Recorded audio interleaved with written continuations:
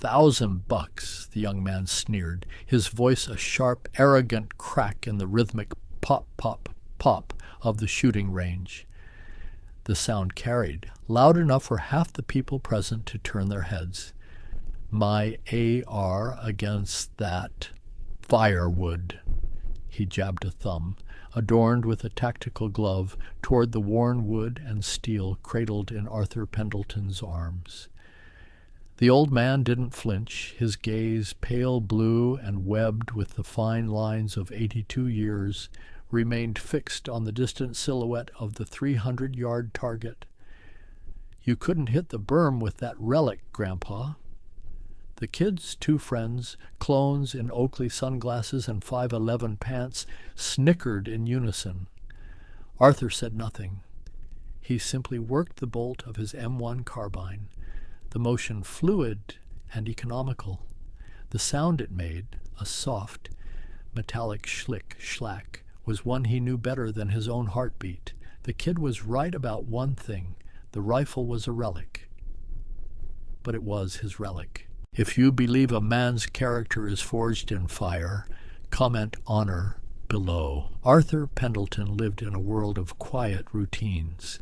His life was a map drawn in fading ink, the landmarks unchanging, the sun rising over the pine ridge behind his small cabin, the first cup of black coffee, the methodical sweeping of the porch. He moved with the careful deliberation of a man who had learned the hard way that haste was a liar. A slight stoop bent his shoulders, a permanent question mark punctuation to a life of hard labor and harder memories. Most people who saw him at the local diner, slowly working his way through a bowl of oatmeal, saw only a frail old man. They might notice the tremor that sometimes visited his left hand, a gentle rhythmic shaking he would still by wrapping it around his coffee mug. They couldn't know that the tremor vanished the instant his hand closed around the familiar grip of his rifle. The M1. Carbine was as much a part of him as the scar that traced a faint white line above his right eyebrow. It wasn't a collector's piece kept in a climate-controlled safe. Its stock was a tapestry of dings, scratches, and dark oil stains, each mark a silent testament to a moment in time. A small tarnished brass tag, no bigger than a thumbnail, was tacked into the wood just behind the receiver. It was worn almost smooth, its inscription long since surrendered to time and touch. He came to the range not to compete or to show off, but for the quiet communion, the familiar weight in his hands, the scent of burnt powder and gun oil, the singular focus of aligning the front sight post with the rear aperture. It was a ritual that settled the restless ghosts inside him. It was his church. Today, however, the sanctity of his ritual was about to be violated. He didn't come to the range for attention. He came for the quiet repetition, the familiar weight in his hands. But what he couldn't know was that today, the quiet was about to be shattered by a ghost from a frozen mountain half a world away. The Red River Public Shooting Range was a modern facility, a far cry from the makeshift ranges Arthur had known in his youth. It was all clean concrete, painted steel baffles, and neatly manicured berms. On a Saturday afternoon, it was a hive of activity. The air, thick with the smell of cordite and summer dust, buzzed with the aggressive, high-pitched crack of modern rifles. It was a place of loud voices and louder gear. Young men, mostly, strode the firing line with the peacocking confidence of those who mistook equipment for skill. They talked in a language of muzzle velocities, twist rates, and Cerakote finishes. Their rifles were black, angular things, festooned with expensive optics, lasers, and foregrips. They looked like props from a science fiction movie. Into this environment, Arthur Pendleton was an anachronism.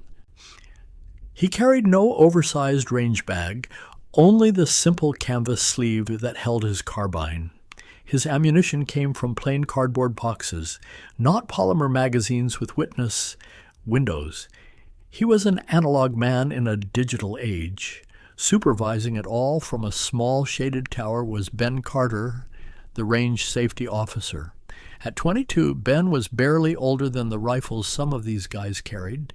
He was stressed, overwhelmed by the sheer volume of shooters and the casual way they flouted the rules.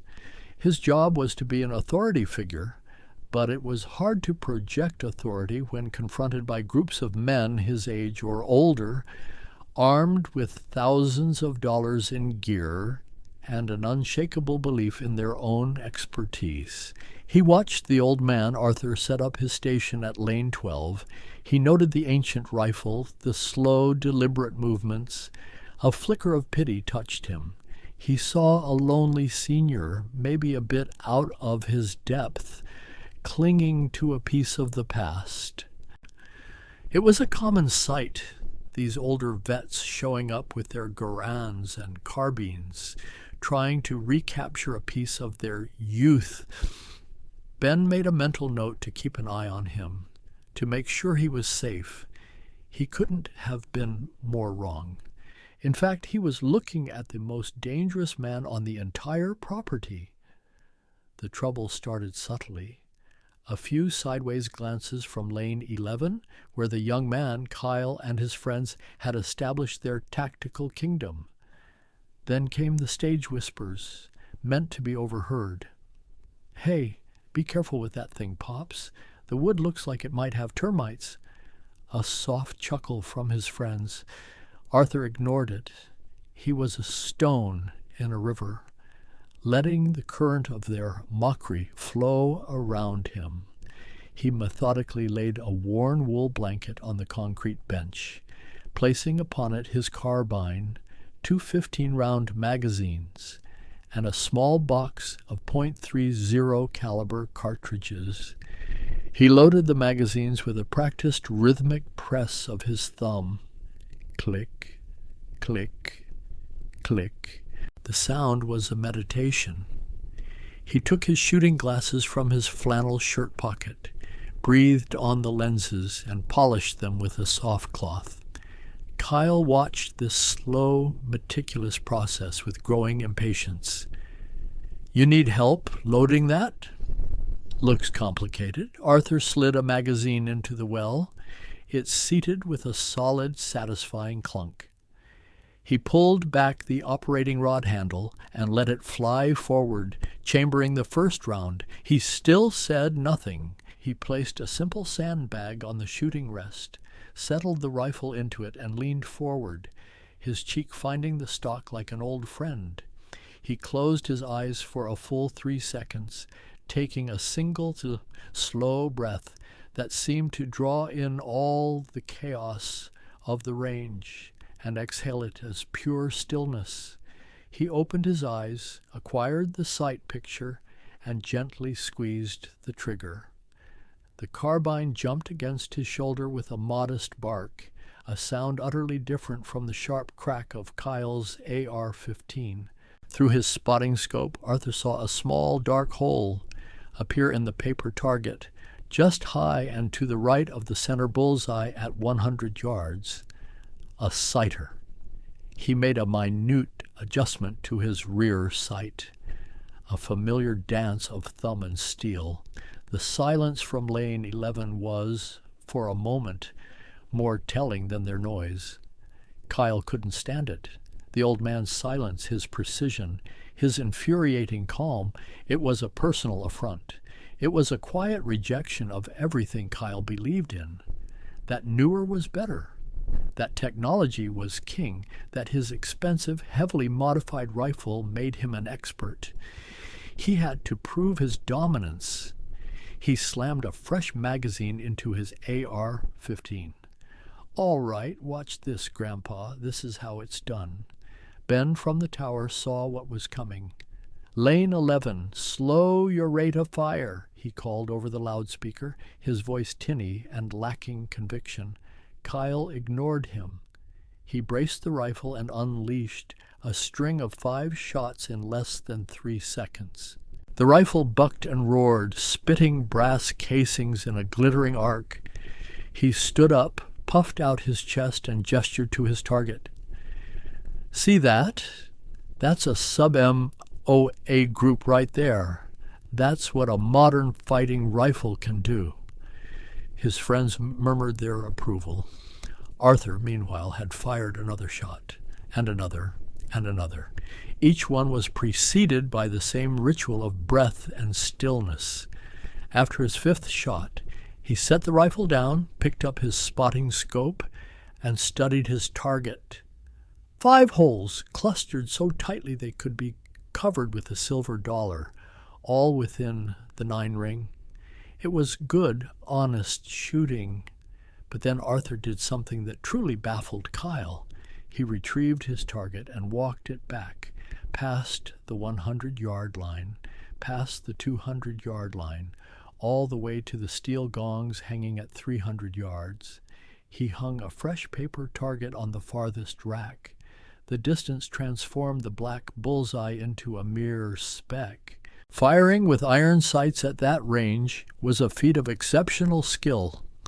Kyle scoffed. He's just wasting ammo now.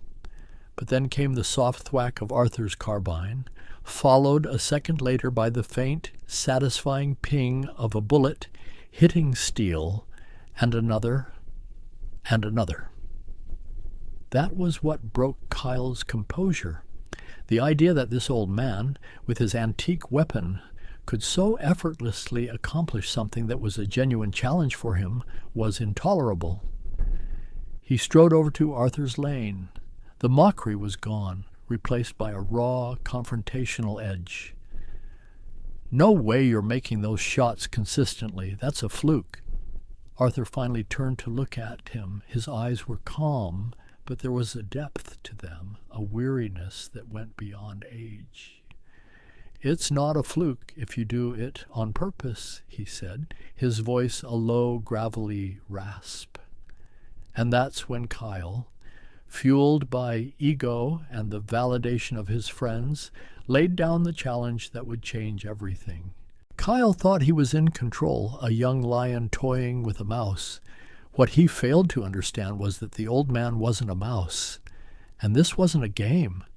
It was a ceremony, and a lesson was about to be taught. For a brief second, as Kyle's arrogant challenge hung in the air, Arthur wasn't at the Red River public shooting range. The scent of cordite was suddenly sharper, colder. The bright afternoon sun felt weak, like the pale, indifferent light of a winter dawn breaking over a landscape of white and gray. The cracking reports of the rifles around him faded, replaced by a different sound, the relentless howling wind of a Korean mountain pass in the winter of 1950. He wasn't looking at Kyle's sneering face.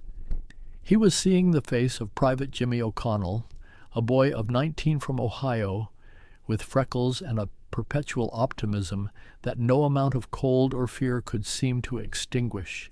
He remembered Jimmy shivering beside him in a shallow foxhole scraped from the frozen earth, his own M1 carbine rendered useless, its stock shattered by a piece of shrapnel. He remembered the promise he'd made to the boy as he lay bleeding in the snow, his optimism finally gone, replaced by a bewildered fear. "Don't let 'em forget us, Sarge," Jimmy had whispered, his breath fogging in the brutal air. "Don't let 'em forget." Arthur had held the boy's hand until it grew cold, and then he had gone on fighting. He fought for 3 days and 2 nights, holding a narrow pass against overwhelming odds, with a handful of other freezing, exhausted men. He fought with his own rifle until the extractor broke, and then he fought with Jimmy's, the one Kyle had just called firewood. He wasn't angry at the boy standing before him. Kyle was just ignorant, a product of a peaceful world that men like Jimmy had died to build. The anger he felt was an old, cold thing, a grief for a generation that took such sacrifices for granted. He looked at the M1 carbine resting on the bench. It wasn't just wood and steel, it was a promise. It was a headstone. It was Jimmy O'Connell's last will and testament. He would accept the wager. Not for the $1,000, which he didn't need, and not for his own pride, which he cared little for. He would do it for Jimmy. He would do it because the rifle deserved the respect that the boy holding it did not. He turned his pale eyes back to Kyle. "All right, son," he said, his voice quiet but firm. "You're on." The wager was set, 5 shots each, at the 300-yard target. Closest group wins. Ben, the RSO, came down from his tower, his face a mixture of anxiety and morbid curiosity. He felt a professional obligation to shut this down, but a deeper, more human part of him needed to see it play out. "All right, let's keep it civil," he said, trying to assert some measure of control. "Range rules apply. We'll score the targets together." A small crowd of other shooters, drawn by the drama, began to gather a respectful distance behind the firing line. The regular rhythm of the range slowed as people paused to watch.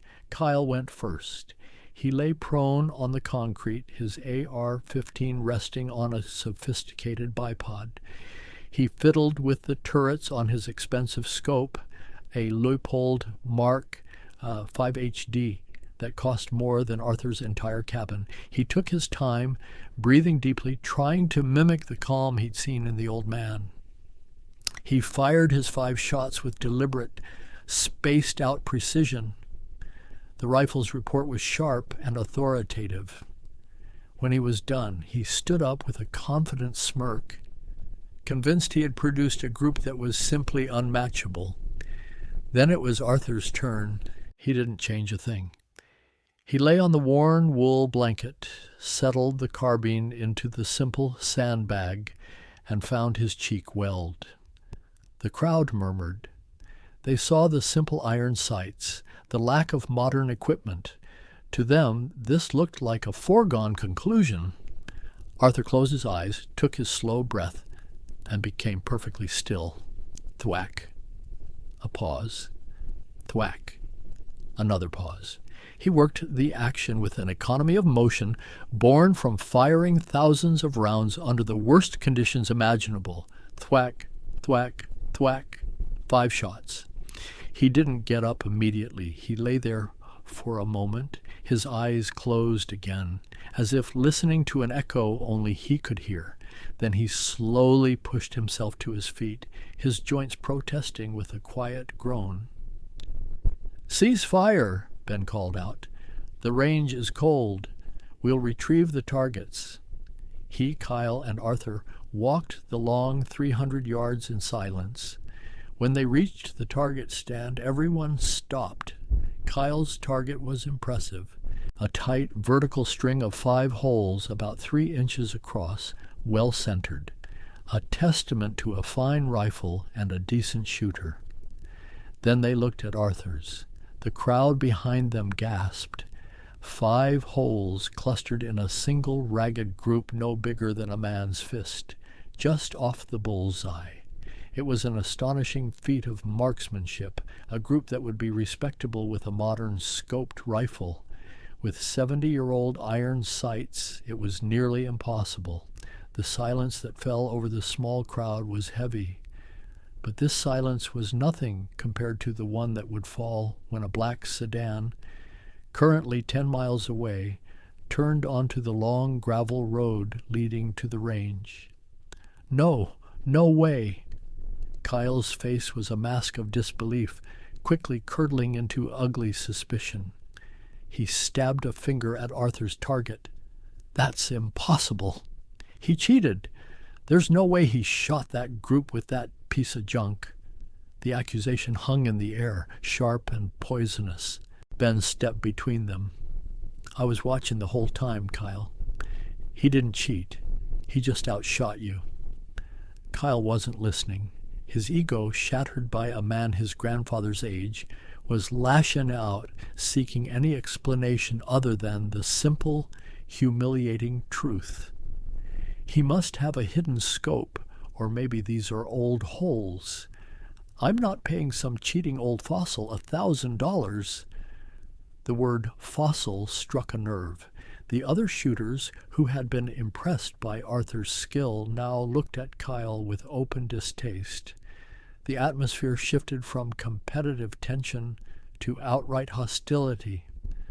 "Pay the man," a burly shooter in a biker vest called out from the crowd. "You lost fair and square." Kyle's friends, sensing the tide turning against them, moved to flank him, creating a small, intimidating circle. The situation was escalating quickly, spiraling out of Ben's control. He knew he needed to de-escalate to get official information.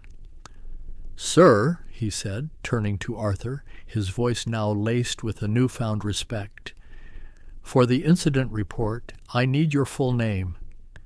Arthur, who had remained silent through the accusations, turned his pale eyes to the young RSO. "Pendleton," he said quietly. "Arthur Pendleton." The name landed in Ben's mind like a stone in a still pond. Pendleton. He was a local history buff, a volunteer at the County Historical Society. He'd read that name before. It was in a dusty, self-published book about the county's war heroes, a brief entry about a young sergeant from the Korean War listed as missing in action, presumed dead, after the Chosun Reservoir campaign, a notation that was later quietly amended. His heart hammered in his chest. Could it be? He pulled out his phone, his hands trembling slightly. He wasn't calling the sheriff. He scrolled through his contacts to a number he'd been given by the old commander at the local VFW post, a number he was told to use only in an emergency concerning a veteran. He found the name General Thorne. He pressed the call button, his mind reeling. While Ben was on the phone, his back to the confrontation, Kyle's frustration boiled over into aggression. He saw Arthur beginning to methodically pack his wool blanket and his spent brass, a quiet signal that he was done with the whole affair. He was going to walk away without the money, without another word. This dismissal, this utter lack of concern for the $1,000 or for Kyle's own wounded pride, was the ultimate insult. It was as if Kyle didn't matter at all. "Hey, I'm talking to you," Kyle shouted, stepping forward. "Don't you walk away from me." Arthur paused, turning slowly. "There's nothing left to say, son. The paper doesn't lie." "The hell it doesn't." Enraged by the old man's placid dignity, Kyle did something monumentally stupid. He reached out and snatched the M1 carbine from where it lay on the shooting bench. The collective gasp from the onlookers was sharp and immediate. A man never touches another man's rifle without permission. It was the ultimate breach of etiquette, the ultimate sign of disrespect. "This thing belongs in a museum," Kyle sneered, holding the rifle awkwardly, his hands accustomed to the pistol grips and polymer frames of his own weapons. "Or a scrap heap. It sure as hell doesn't belong on a modern firing range." For the first time all day, a change came over Arthur Pendleton. The placid, weary calm in his eyes vanished, replaced by a flicker of something hard and cold and dangerous. It was a look that hadn't been seen on his face in 70 years. It was the look of a man who had seen the gates of hell and walked away. The temperature on the firing line seemed to drop by 20 degrees. The young man holding his rifle had no idea he was touching a holy relic, and he was seconds away from meeting its keeper. Just as Arthur took a half-step forward, his stooped shoulders seeming to straighten and broaden, The sound of tires crunching on gravel cut through the tense standoff. A long black sedan, incongruous in the dusty utilitarian environment of the gun range, rolled to a stop 50 feet away. The car was immaculate, its polished finish reflecting the harsh afternoon sun. It was the kind of vehicle that announced the arrival of someone important. The driver's side door opened and a man stepped out. He was in his late 70s, but stood ramrod straight, wearing a perfectly tailored navy blue suit that might as well have been a uniform. He moved with an unhurried, deliberate grace, an unmistakable air of command that silenced the murmuring crowd. His hair was silver, close-cropped, and his face was a roadmap of disciplined authority. He scanned the scene, the angry young man holding the old rifle, the silent old man facing him, the anxious crowd, and his eyes, sharp and intelligent, narrowed. He began to walk toward them, his expensive leather shoes kicking up small puffs of dust. "What is the meaning of this?" His voice wasn't loud, but it cut through the air like a drill sergeant's command on a parade ground. It was a voice accustomed to being obeyed without question. Kyle, startled by the sudden appearance of this powerful figure, stammered, This old man, he cheated me." The man in the suit didn't even look at Kyle. His gaze was fixed, locked onto the M1 carbine in Kyle's hand. He saw the worn stock, the specific pattern of scratches near the muzzle. His eyes then lifted slowly to Arthur's face. A storm of emotions seemed to cross the man's features in an instant. Confusion, disbelief, dawning recognition, and finally a profound and overwhelming awe. The hard lines of his face softened. The authoritative commander vanished, replaced by something far more personal, far more human. "Sergeant Pendleton?" he asked, his voice barely a whisper, thick with an emotion that had been buried for a lifetime. Arthur stared at the man in the suit, and the mists of 70 years parted for a moment. The face was older, lined with care and command, the hair no longer black but silver. But the eyes were the same. They were the eyes of a terrified young lieutenant he had pulled from a snowdrift under a hail of machine gun fire, his legs shattered and his face pale with shock. "Lieutenant Thorne?" Arthur's voice was raspy with disuse and memory. "It's General Thorne now, Sergeant." The general's voice was thick with unshed tears. He took another step forward, his attention absolute, as if the two of them were the only people on earth.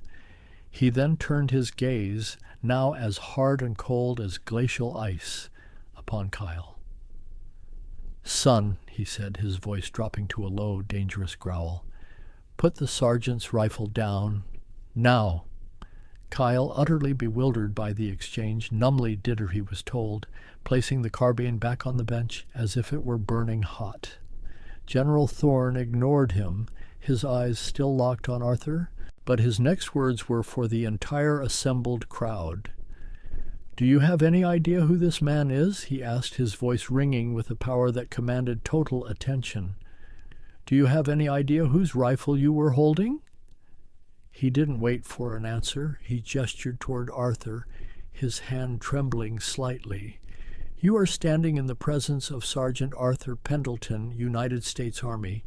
In the winter of 1950, during the breakout from the Chosin Reservoir, this man's unit was cut off and surrounded at a place called Hill 1243. For 3 days, in temperatures that dropped to 40 below zero, Sergeant Pendleton and a handful of men held a critical mountain pass against 3 waves of enemy attacks." Every word landed with the weight of history. The crowd was silent, captivated. "He ran out of ammunition for his own rifle. He ran out of grenades. He ran out of men. But he did not run out of courage." Thorne's eyes found the M1 carbine on the bench. He held that pass using the rifles of his fallen comrades, moving from foxhole to foxhole to make the enemy think he had more men than he did. On the final night, he held the line alone for 2 hours with that very rifle in his hands, until reinforcements could break through. He paused, taking a deep, shuddering breath.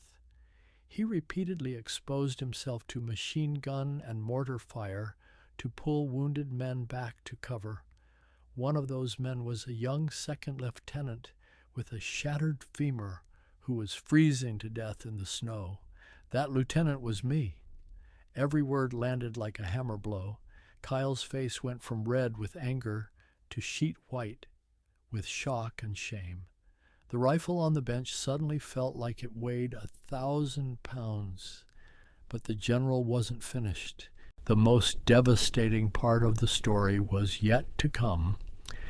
General Thorne reached out a reverent hand and pointed to the small, tarnished brass tag on the rifle's stock.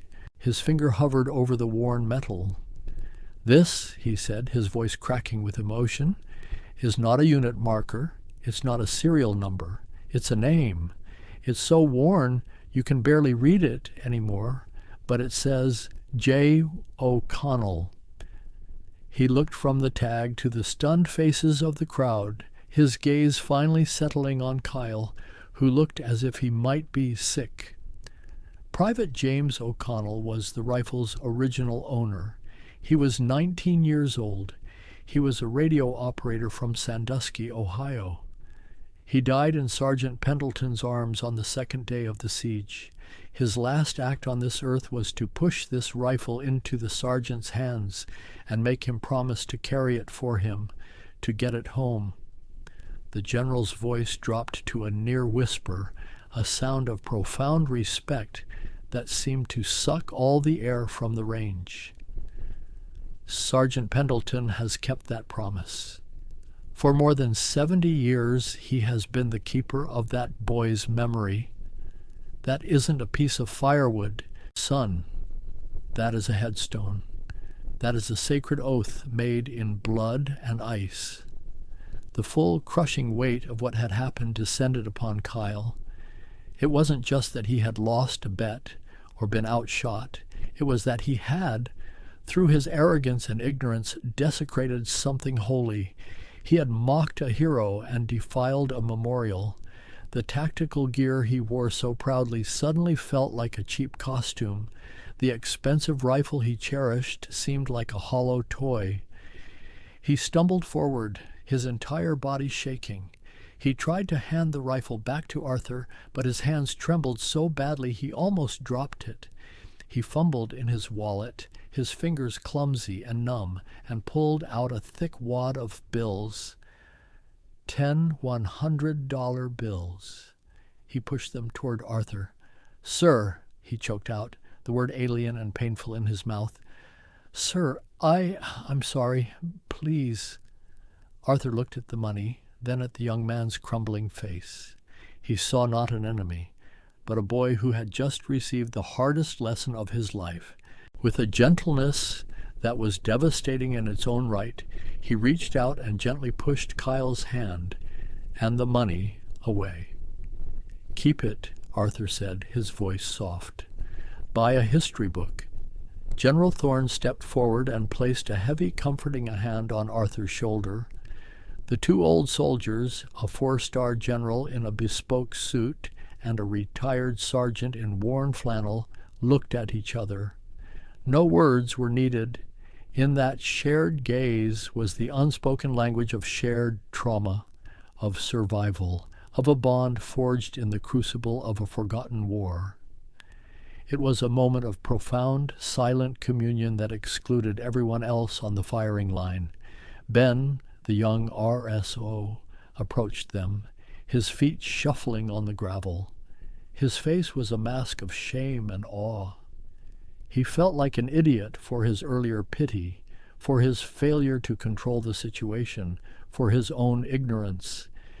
He stopped a few feet away, as if approaching a shrine.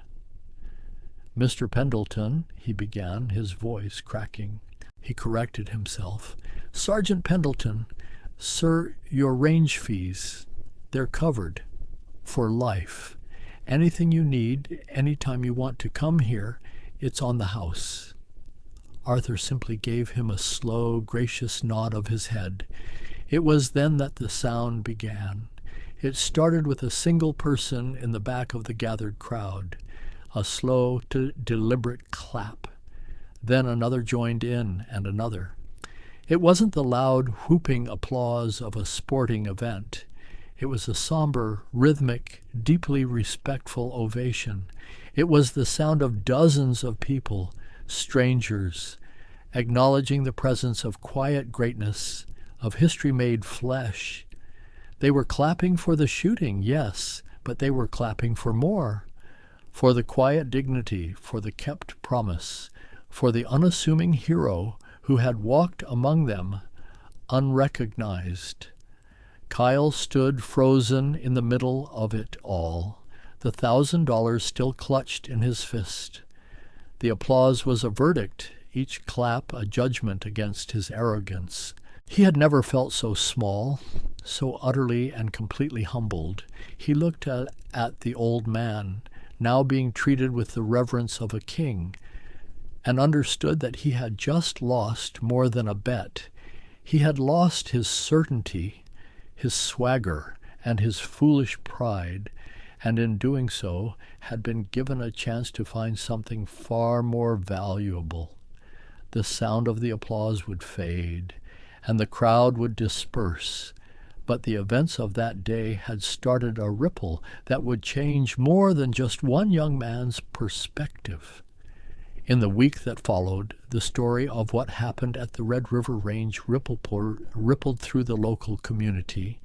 It became a piece of local folklore, told and retold in diners, VFW posts, and barber shops. Ben Carter, the young RSO, took it upon himself to create a memorial. In the main office of the range, he mounted a small, discreet brass plaque on the wall. It didn't have Arthur's full name, respecting the privacy the old soldier so clearly valued. It simply read, "In honor of a sergeant of the U.S. Army, a hero of the Chosin Reservoir, who reminds us that true marksmanship comes not from the weapon, but from the character of the man who holds it." Shooters would often stop to read it, and a new, more somber tone of respect began to settle over the once boisterous facility. Kyle disappeared for a few days. His friends said he didn't answer his phone. Then, the following Saturday, he was seen walking into the county public library. He didn't go to the fiction section or the computers. He went straight to the dusty, neglected aisle marked Military History and began pulling books from the shelf, his face grim with purpose. 2 weeks after that, he showed up at the VFW post 345. He wasn't there to brag. He walked in, found the post commander, and quietly volunteered to do whatever was needed. He spent his weekends from then on fixing leaky faucets, mowing the lawn, and most importantly, sitting with the older veterans, listening to their stories. He rarely took his AR-15 to the range anymore. When he did, he shot with a quiet, respectful focus, his movements stripped of their former arrogance. The black rifle was no longer a symbol of his ego, but simply a tool to be mastered. One cool evening, General Thorne's black sedan pulled into the long gravel driveway of Arthur's cabin. He didn't come in uniform or with an entourage. He came alone, carrying a thermos of coffee and 2 mugs. The 2 men sat on Arthur's porch in rocking chairs, watching the sun set behind the pines. They didn't talk about Hill 1243 or the biting cold or the screams of dying men. They talked about the poor fishing on the river that year, about the best way to patch a leaky roof, and about the quiet, simple things that make up a life. A friendship frozen in time for 70 years had finally thawed. The events of that Saturday afternoon were about more than just a bet. It was a collision of worlds, a stark reminder that the polished, fast-paced present is built upon a foundation of a gritty, difficult past. It proved that honor and courage are not things that fade with age or rust with time. They are elements of character, residing in the quiet dignity of those who were tested by fire and found they were not consumed. The real victory wasn't the impossibly tight group on a paper target, nor was it the $1,000 that was offered and refused. The victory was in the restoration of respect. It was in the humbling of arrogance and the education of ignorance. It was in the quiet, profound shift that occurred in a young range officer, in a boastful shooter, and in a crowd of onlookers who came to watch a competition and instead witnessed a lesson in history and humility. They learned that you can't judge a man by the stoop of his shoulders or the tremor in his hand. You can't judge a rifle by the scratches on its stock. Sometimes the most unassuming people carry the heaviest history, and the oldest tools are beholden to the most sacred trusts. The quiet respect Arthur now received at the range, the respectful nods, and the wide-berth people gave his lane was the real prize. It was a vindication more valuable and lasting than any wager. A week after the general's visit, Arthur found himself back at the range on a quiet Tuesday morning. The air was cool, the sky a brilliant, cloudless blue. He was alone on the firing line. He unpacked his gear with the same unhurried, meticulous care. He laid the wool blanket on the bench and placed the M1 carbine upon it, patting the worn stock once, a gesture of quiet affection.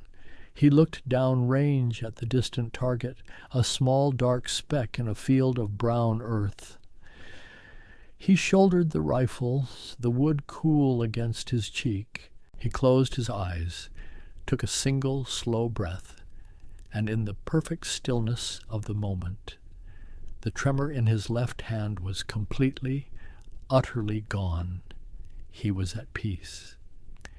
True legends don't need to announce themselves. They carry their history in their silence, in the worn grain of a rifle stock, and in the unshakable steadiness of their aim.